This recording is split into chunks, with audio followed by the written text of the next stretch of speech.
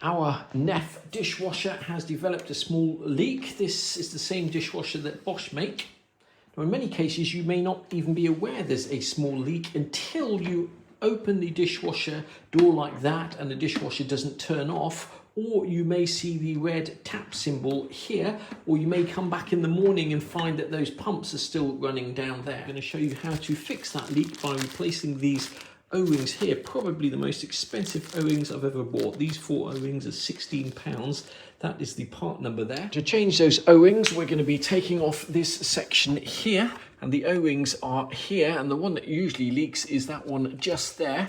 And what will happen is you'll get a slow drip that'll fill up the metal plate, and eventually when that metal plate fills up with enough water, the float here will raise and it will activate a switch inside the machine here, which raises this. So now, if that is the problem, a very short-term solution, if you still want to use the dishwasher, is just to take off the bottom metal plate and put a bowl underneath this section here, and that will catch the leak and then empty it periodically. But what we're going to do is do the job properly and actually take this off. Now, to take this off, it's actually attached here, and you have to screw this off. Now, I've actually bought another one of these here. That's the part number there. You can see the screw thread on there, because you never quite know when you take this off whether you're going to damage it or whether it's going to come off at all. And behind there is a rubber seal. Once again, that's the part number there. But let's have a go at getting this off. It can be incredibly difficult to get this off.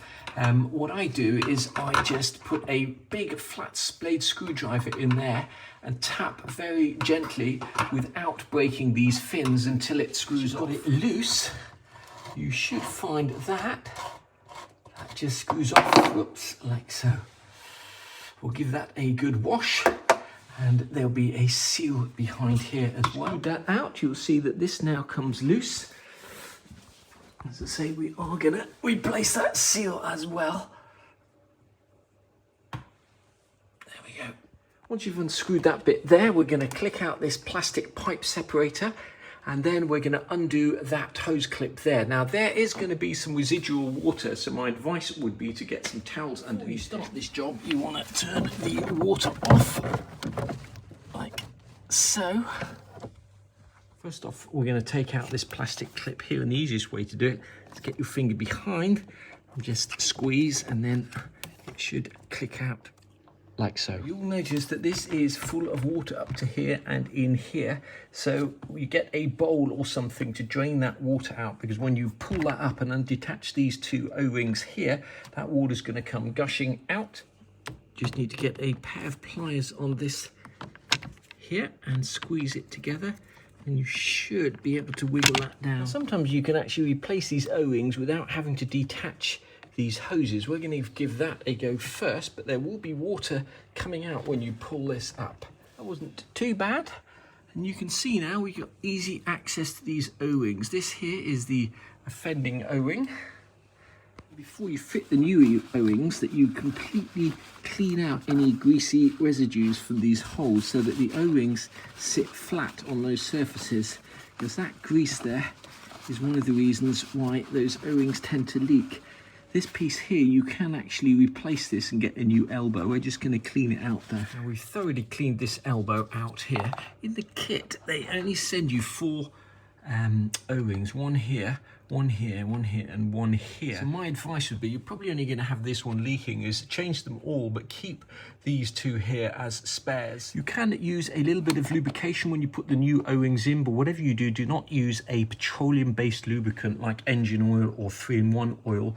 You need to use silicone or lithium grease, or possibly a little bit of washing up liquid works just as well and won't react with the rubber. The petroleum-based lubricants will react with the rubber and eventually degenerate that rubber and cause it to leak. Old seals out. Don't use anything metal, just use something like a chopstick. Meaning to label the point, clean every single orifice out really thoroughly.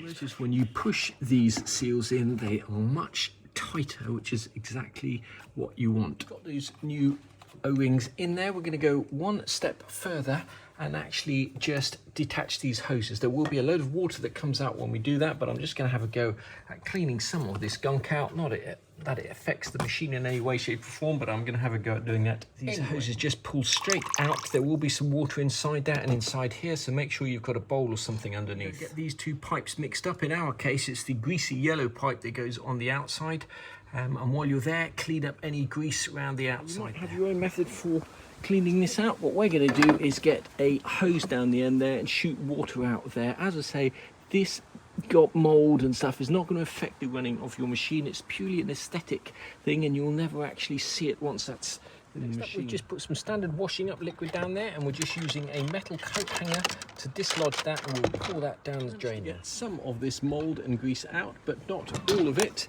But as I mentioned, it is not going to affect the running of the machine at all, so I think we're just going to reinstall this piece. You could actually go out and still buy this piece if you really wanted to, but as I say, it's not going to affect the running of your machine, and it's quite normal to see that. To install this, as I say, you could put a little bit of lube around these rings if you want to, or just some washing up liquid, which is what we've done. Push in, make sure you get them all the way so they don't push in anymore.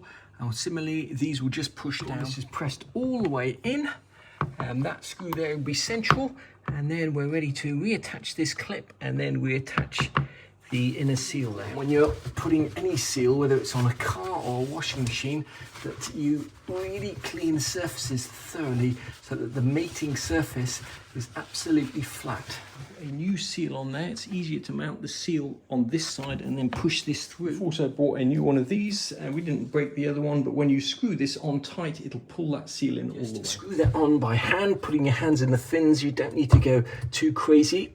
You get to clip that back in like so, and then we're going to run the dishwasher, and before we put it back in, we're going to run it through a couple of times just to make sure there are no leaks. My advice would be to wrap a piece of toilet paper around there and to put a clean piece of kitchen roll underneath so you can detect any leaks before you put the dishwasher back in. Let's see how good our repair was.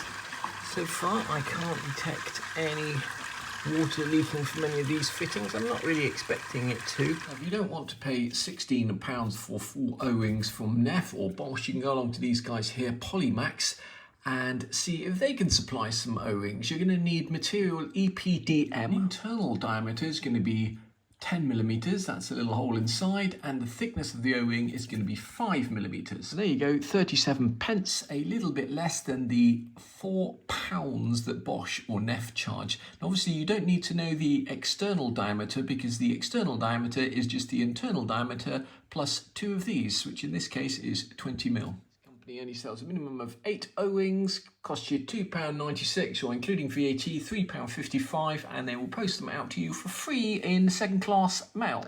We've run a couple of cycles on the machine and there's no leaks, so we're just going to put this silver panel back on. There's 2 screws, one here and one at the front here. We're just going to slide the machine back under the counter. For some reason, every time I take dishwasher out, I always have to readjust the legs because these screws never line up here or here. Reinstalling the dishwasher brackets is child's play. Luckily, we've got help at hand.